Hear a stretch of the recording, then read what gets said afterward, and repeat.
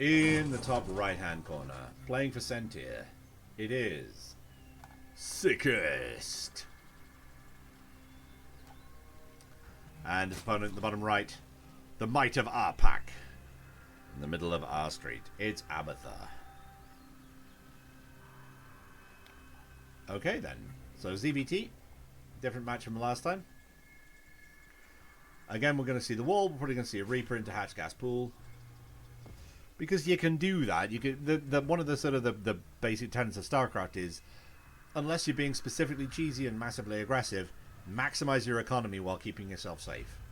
And that's exactly what we're going to see here. Maximizing the economy without leaving any massively gaping holes in your defenses. The thing is, right now, the only thing I would suggest that we really should be seeing is some scouting from our Terran player.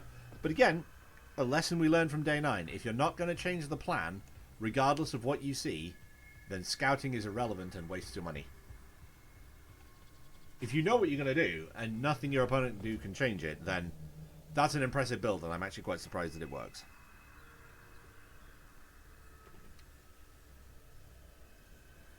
But hey.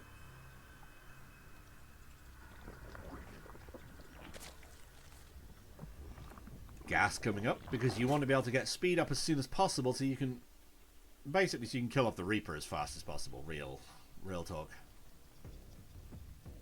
The Reaper is, however, on the way. The big deal here is, the big timing is this finishing plus the building of a Queen. If you can get a Queen built, then by the time the Reaper comes over, then you're fine, I guess. But ideally, yeah, you've got the time that it takes the Reaper to travel the map to get your Queens up. And a few Zerglings, which will be there sooner. You have the little dance between the Zerglings and the Reaper, and if the Zerglings can keep themselves alive long enough, then they win. And as long as they can be there to chase the Reaper away so he doesn't get the creep, that also works.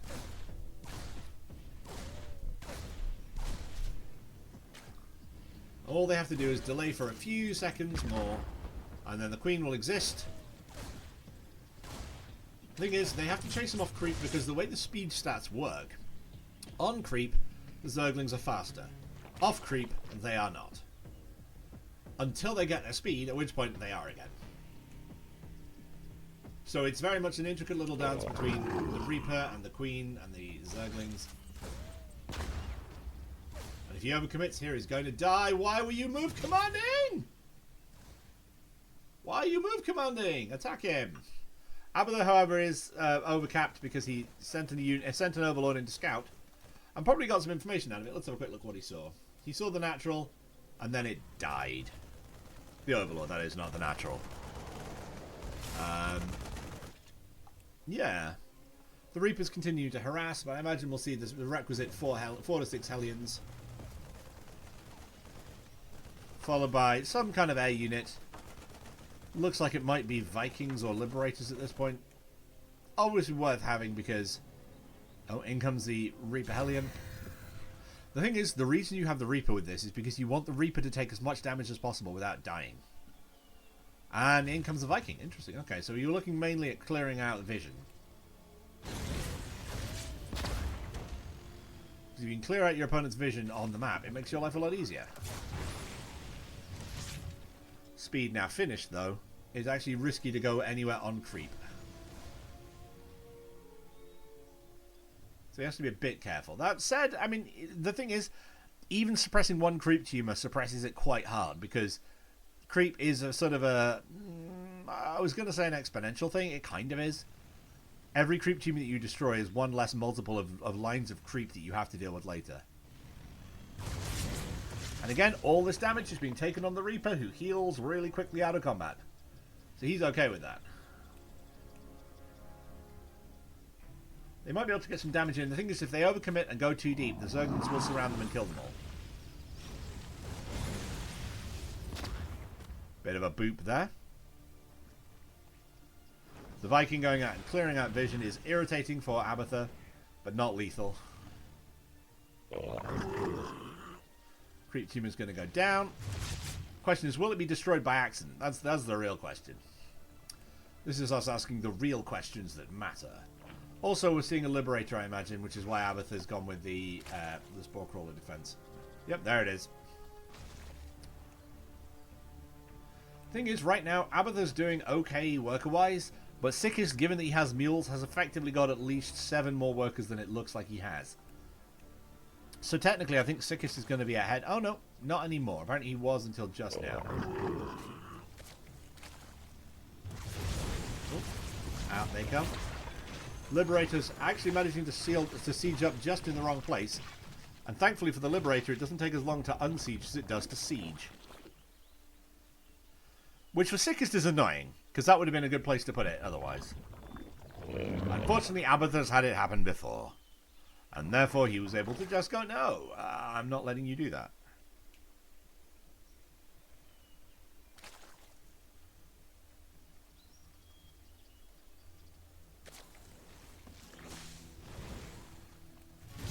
Hellions, again, need to make sure they don't overcommit. Every time you lose one, you lose a bit of map pressure. And the thing is, the map pressure is the only thing that stops the Zerg from just macroing like a boss and then coming over and killing you.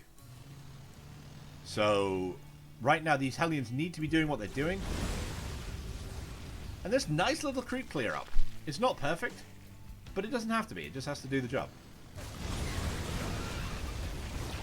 Unfortunately, if they're not careful, they're going to get trapped. And it looks like they're sailing straight into the Queens. The workers having a go themselves. That Reaper is still alive? What? That's crazy. That's crazy. Couple of drops of medevacs coming over here, but the Zergling count is on the way up. Baneling speed is done. Sorry, Baneling speed is started. Banelings exist. Not sure why everyone's going back there. And again, we're seeing an attempt made to clear the creep up, which is exactly what you're supposed to do. That's good. Oh, incidentally, Cosset has gone through to the finals against Dane K. Not sure how that happened, but it did. Oh no, that Viking is dead.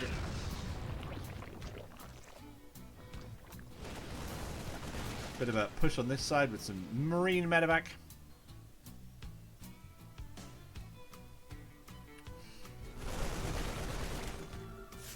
Because if he stims into that and he gets hit by a Senior Baneling. The thing is, if you stim, I think it puts you inside the lethal range of the Banelings. I'm not sure. Oh no, those Banelings are in the worst place possible. Cancel it. The thing is, had those Banelings been able to roll, or if this attack had been... Oh, that's beautiful and awful. And dead. Unfortunate, but he did get 11 worker kills on it. He did get 11 worker kills. The double drop in the main. Does he not know it's there? No, he doesn't. The workers going down in numbers. Actually, the pool going down would be really, really irritating for Abathoor. He's lost 15 workers as well.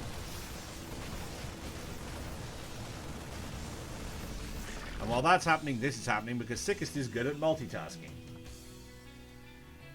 Unfortunately, Abathoor's gone in on this army already.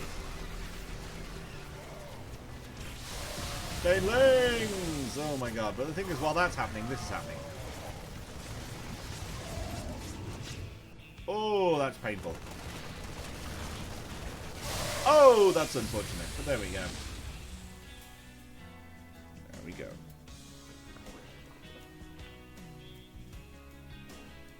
Right, so... That was not the... Oh, that was unfortunate for Sickest. Like, the rest of his army being here means that this isn't a losing proposition for the Zerg forces that exist in this area, but, you know, it's all good. He can just run away. And the creep's doing okay. Like, the creep is... Oh, no! The number of times that Sickest in this one game alone has just floated units back across his opponent's base. Oh, across his opponent's army, rather. Thing is, Abathoor's army is not as big, and the Hellbat Widowmine Marine force is not to be sneezed at. Hellbat Mine Marine Medevac. Having a few Banelings on hand is probably a good idea, though. Abathoor going for both upgrades. Both attack upgrades, no defensive upgrades. Which is an issue because it means his units will melt like butter if the Marines get +2.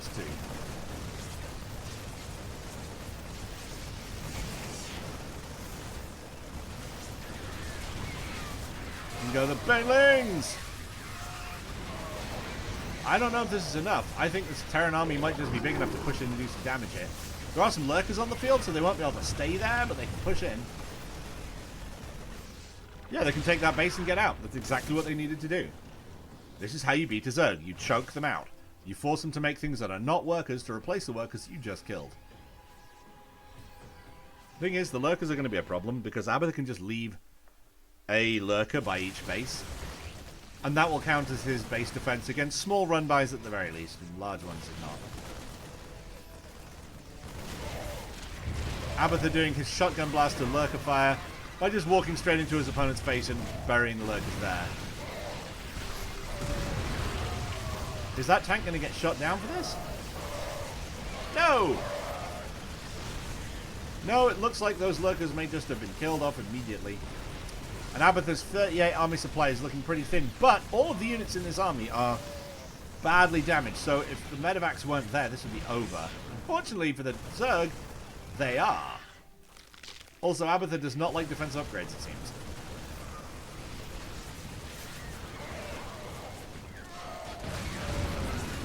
Okay then, that's certainly a thing. The tank getting killed by its own Widow Mines more than the Zerglings, that's amazing. Which also suggests there isn't an armory on the other side, which is clearly not great. 3 bases being made though, so that's something.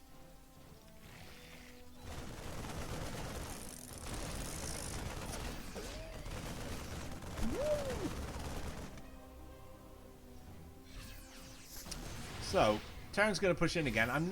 He's getting 14 drones somewhere. Where was that? Oh, that's how he got that. Yeah, that's pretty good. Setting one Liberator on the escape path and setting the other Liberator in. Also the Ghosts, very nice, good snipes.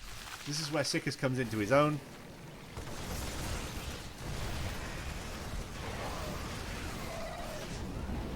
I mean, he's getting chased away, but I can't help but feel that he traded cost effectively.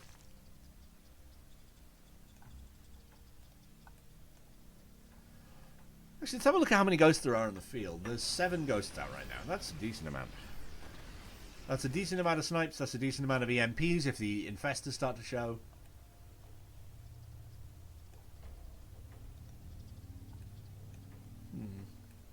Again, this is a tiny wall of minerals, but it remains distinct because you can't just blast your way through it. A nice scan there. And you can tell a Ghost dies because it dies extra. Like, seriously, those things are such hams.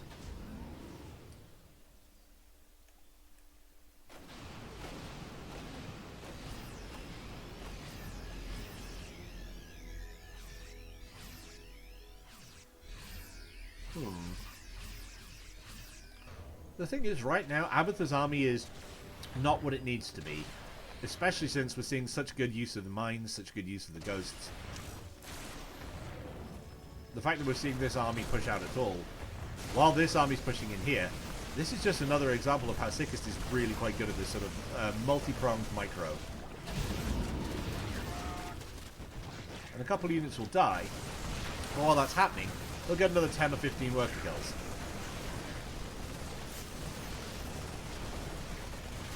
And he eventually will get chased away from here. But it's going to cost a lot. 12 workers. And this base is a planetary Foratods. Oh no. Unfortunately, so is this one. This one isn't, but honestly, there's not much there.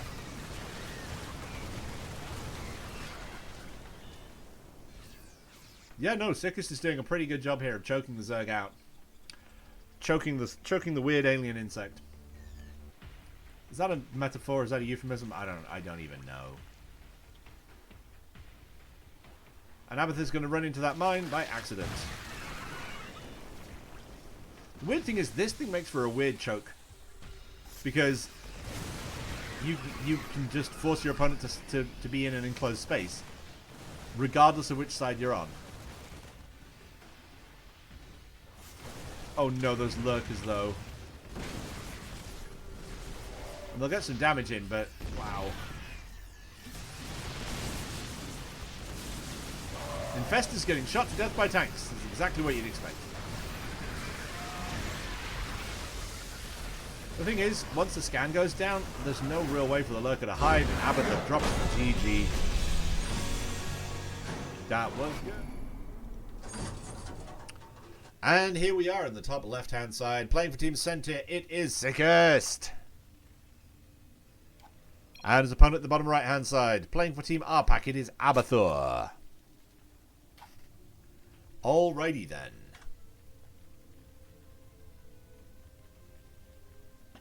So.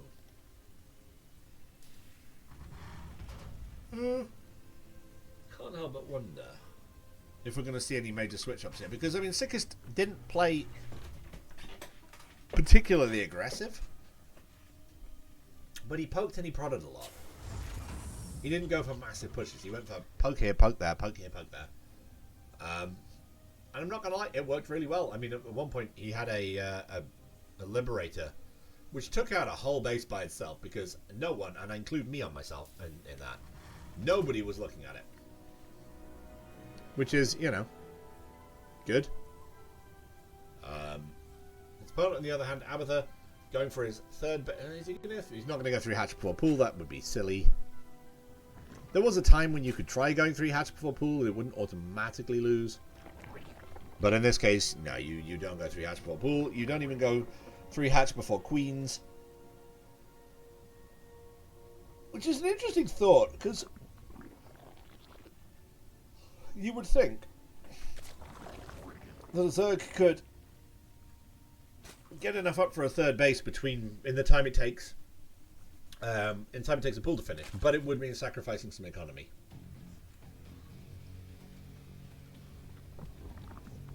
Well, we'll see.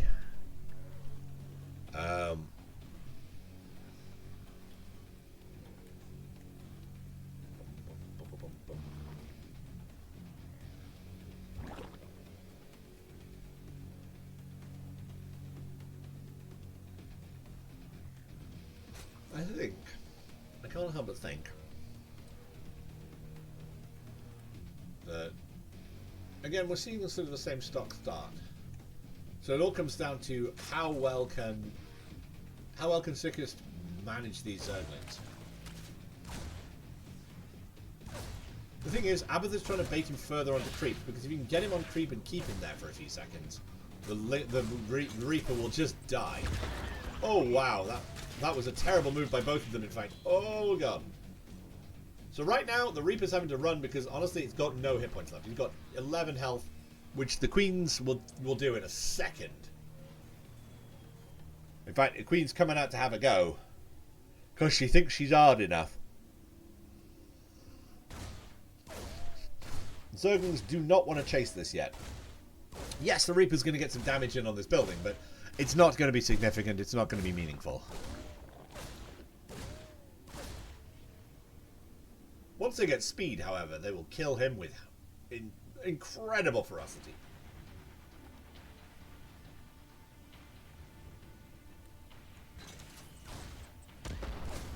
And that's going to happen in 8 seconds, assuming either of them are still alive. Okay, they're still alive. The thing is, right now, because Abathoor has seen this... Is the score right? I don't think the score is right. Sickest won the last one, didn't he? Yeah. Yeah, in previous games we've seen the Hellions, we've seen the Liberator, we've seen the Viking.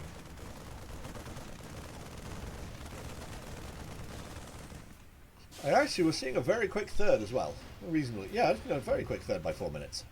It's down. It's not down in the right place, so he's going to need to take some time to move it there, but that's fine. Oh, in comes the harassment. And the Reaper's going to die, which is annoying.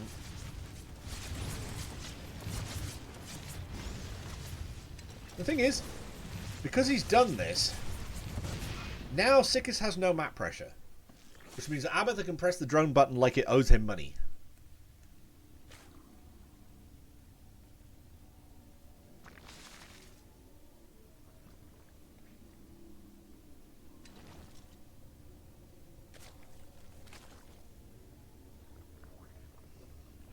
good. That's exactly what he's doing. The thing is, he's got a couple of Hellions here.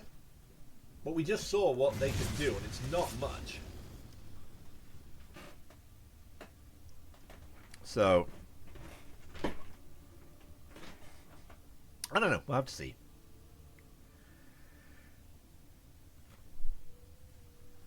Being invaded again. Kit and Cam will show as and when. But yeah, the vision being cleared out is nice. Here we go. But this time there's only 4 Hellions rather than 7 or 8. Which means they're not getting nearly as much damage in, they're not getting nearly as much done. So, yeah. In they come again. But again, it's not as effective, it's not as brutal because he threw away those early ones. And now, also, in addition to that, any damage done to these things is permanent unless he spends money to repair them. Whereas the damage on the Reaper was free. That said, Liberator coming in the back again.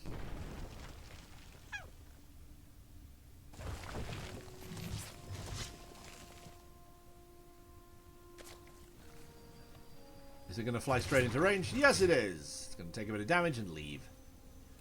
The thing is, from there, he can't really do an awful lot, so the Liberator again has been fended off. Abathoor's doing much better this time than he did last time. Previously, that Liberator got a couple of kills, and yeah, he got the Spore Crawler under it eventually, but... Now we see the repair, and it's costing him a few quid. And okay, he's got 1,000 minerals to spare, but so that's, you know, not a massive deal. But because Abathoor is in a much more stable place, he's much further ahead from where he was. Yeah. That Viking eventually going to die, possibly? Thing is, if the Viking accidentally flies over a spore, it's dead. Like, if it was full health, it might survive that, but it's not.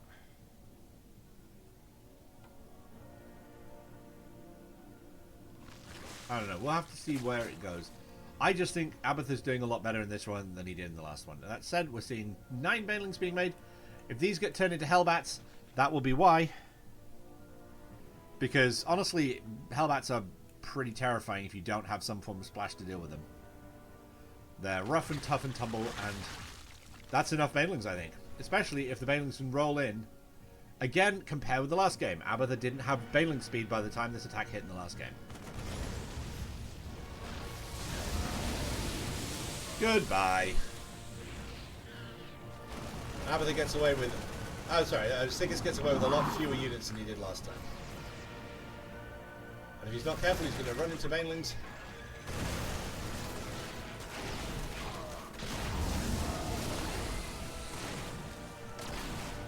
And that Liberator is dead. The thing is, the attack can be seen coming from a mile away.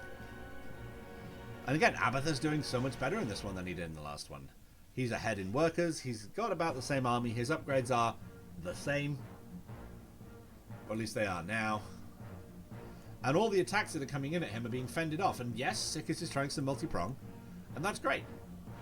But it's, at this point in the last game, Sickest had already done noticeable damage. But in this case, Abathoor has just held him. And as far as I can tell, it all comes down to the Reaper that was killed at the beginning. Because suddenly any damage being done to the Reaper Hellion force was being done purely to Hellions and wouldn't fix itself. Amazing how that happens, isn't it? In comes the attack. The workers try to flee.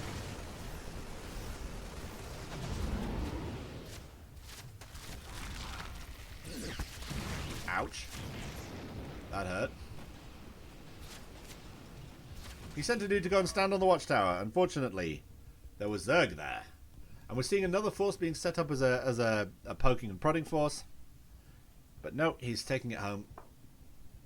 Oh, because this one's going instead? Are they joining forces? I don't know.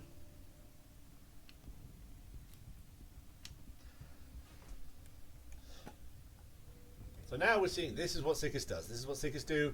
Oh no, those lurkers, those lurkers. Trying to kill the lurker egg before it forms. And oh, that cost him a lot. While that's happening, this is also happening. Banelings. Oh, the Winter Mine actually doing more damage to the Terran than it did to the Zerg there, but never mind. Very nice Winter Mine hits then. Very nice indeed. Unfortunately, it's not... I don't know, maybe it is enough. But again, it feels like Abathoor's acting with more impunity, he's acting with more confidence, he's acting more forward.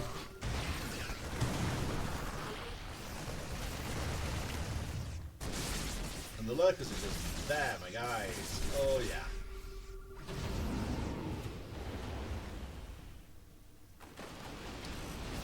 Trying to go for a massive flank. And yeah, it's working. The reinforcements are getting cut off, but unfortunately, it's not working because the attack is still going on. So it looks like Abathoor is having to do two things at once here. He's having to defend and attack at the same time. And he's doing very, very smart thing here. He's just pulled all the workers away from this base, sacked the base, it's gone, you can't save it. But, at the same time, on the other side of the map, you can get in here. And there are 27 workers on that base. If this turns into a base race, I do not fancy the Terran's chances that much. Going into the main, and Abathoor should be able to see that.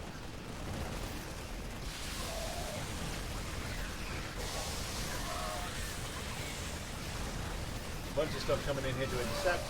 Bunch of stuff on top of production.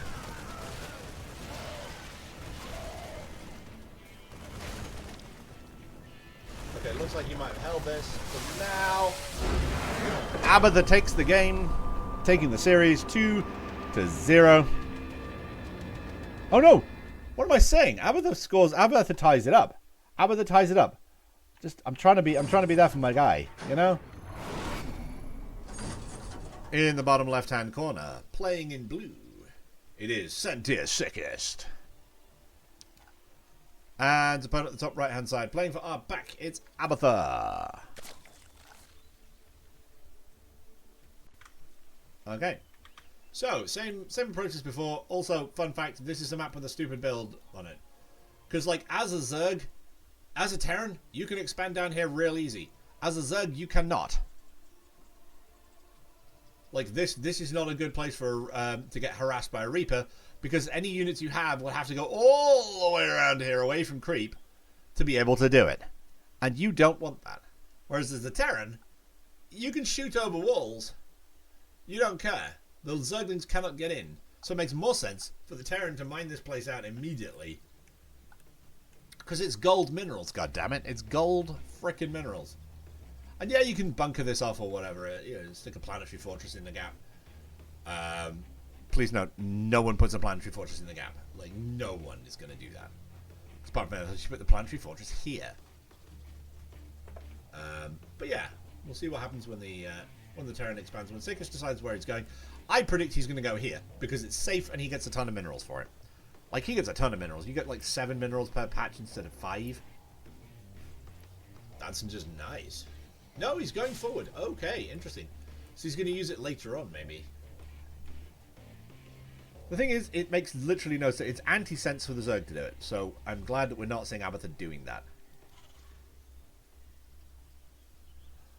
They are not blinded the way I was by gold fever. Interesting note on this map, by the way, if memory serves. The rich Vespene on the other side of this is actually moderately difficult to farm because, yeah, you might have a base here, but there's no reason why you'd put a base here. Actually, I don't know. Maybe you would, but I'm not sure who would. Like, who would put the base here rather than here? The Zerg won't because they've already got a base here. Maybe they use it as a macro hatch at that point and just move it and put another base in here. I don't know. Zerglings on the build. Zerglings are out. Pew, pew. And actually, yeah, here we go. The intricate dance begins again. And all they have to do is stall for long enough to Mama to come and play. And there she is. And because Mama's here, they can chase the Reaper away. And there's not a lot he can realistically do at this point. And because he's taken so much damage, he's not going to be able to contest the creep tumor. Which means Abathoor's in a good place. And yes, if we look back at the Terran base, there is a factory coming up. And we're expecting to see a swap over. There we go. So because double Hellion. I wonder Oh, again, we're going to see a starport coming down. Because why would you not? Turns out the build is good.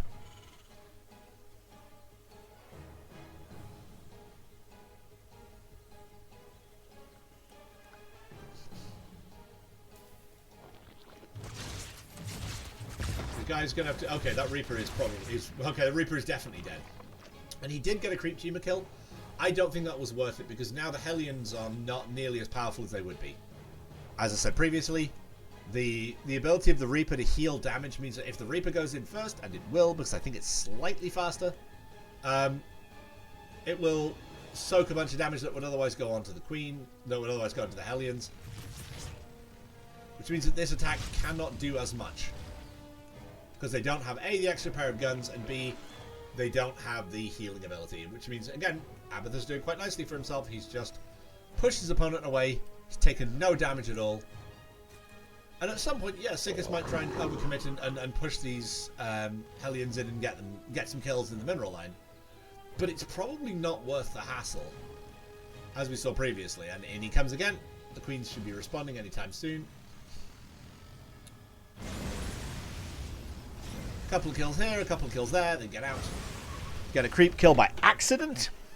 Although in that case, that one creep tumor would accomplish absolutely nothing because the ones around it will cover the space easily. Sitting on the Design to Kill a logo, which by the way, very sexy logo. What do you think? Do you like the logo? There it is. There was a bit of a skirmish between the Queens and the Hellions, and actually because there's now 6 Hellions, they might be able to do some serious damage, but we'll see. Also, at some point, I'll be interested to see whether we see an armory, because 6 Hellbats is actually quite unpleasant to deal with. He drives away from the creep tumors. The Queens are out to defend this Overlord, but the Overlord's flying away from safety, so it dies anyway. Abathoor's getting his creep all over the logo. Shocking behaviour. Running away. Actually, yep. The problem is that does line him up. If the Queens weren't here, that would be really, really bad.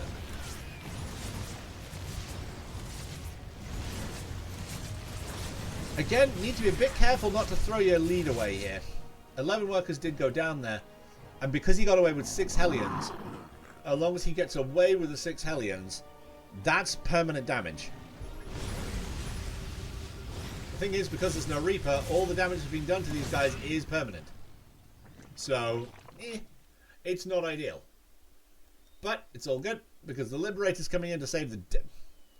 Okay, so a minute ago, a hot minute ago, I was like, no one's going to put it on this side. No one will put it on this. Thanks, Abathoor. Thanks for making me look like a moron. The problem is he's not wrong. The Hellions are just like, we are here. Who's going to do something about it? You? No. Liberator. And the Queens are on the wrong side of the mineral wall. Oh no. This is actually a pretty good map for Sickest, actually. He's doing pretty nicely for himself. The Queen's gone to do something about it, and she's in the wrong place. Unfortunate. Another couple of workers go down, but the Hellions do all die. And that means that this Liberator is now the only real harassment force that Sickest has. Oh, the Viking's taking part as well. Oh no, it took out in front of the Spore Crawler and was immediately killed. But 13 workers did go down, which means that Sickest is now ahead in terms of the worker count. That Spore Crawler will kill that Liberator if it doesn't move immediately. One more worker kill. 14 drones went down. This is a small army. The thing is, right now, this is a pretty bad army because right now, Abathoor has been spending all of his money replacing all the workers that he lost. And that's why you do it. Right now, 34 hours supply to 17. These Widow Mines could decide the entire game if they catch half of Abathoor's army off guard.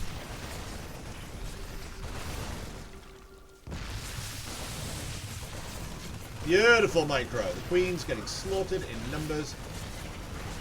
And that right there is game and set and match.